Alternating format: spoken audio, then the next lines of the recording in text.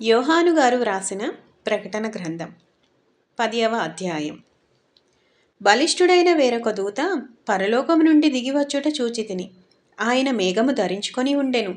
ఆయన శిరస్సు మీద మేఘధనస్సుండెను.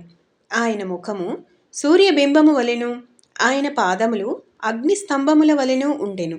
ఆయన చేతిలో విప్పబడి ఉన్న ఒక చిన్న పుస్తకముండెను.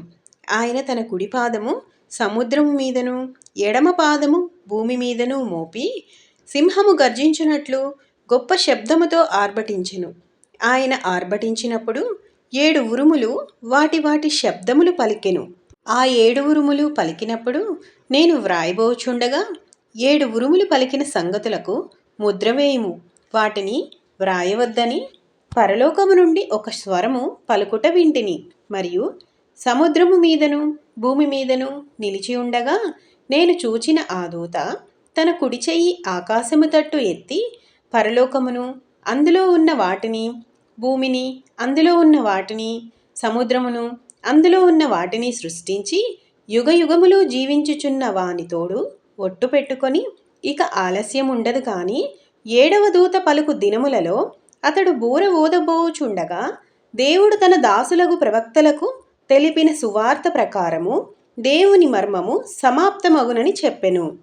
అంతటా పరలోకము నుండి నేను వినిన స్వరము మరలా నాతో మాటలాడుచు, నీవు వెళ్ళి సముద్రము మీదను భూమి మీదను నిలిచి ఉన్న ఆ దూత చేతిలో విప్పబడి ఉన్న ఆ చిన్న పుస్తకము తీసుకొనుమని చెప్పుట వింటిని. నేను ఆ దూత యొద్దకు వెళ్ళి ఈ చిన్న పుస్తకము నాకిమ్మని అడుగగా ఆయన, దాన్ని తీసుకొని తినివేయుము, అది నీ కడుపునకు చేదగును గాని నీ నోటికి తేనెవలే మధురముగా ఉండునని నాతో చెప్పెను. అంతటా నేను ఆ చిన్న పుస్తకమును దూత చేతిలో నుండి తీసుకొని దానిని తినివేసి తిని, అది నా నోటికి తేనెవలే మధురముగా ఉండెను కానీ నేను దానిని తినివేసిన తరువాత నా కడుపునకు చేదాయెను. అప్పుడు వారు, నీవు ప్రజలను గూర్చియు జనములను గూర్చియు ఆయా భాషలు మాటలాడు వారిని గూర్చియు అనేక మంది రాజులను గూర్చియు మరలా ప్రవచింపనగత్యమని నాతో చెప్పిరి. ఆమెన్.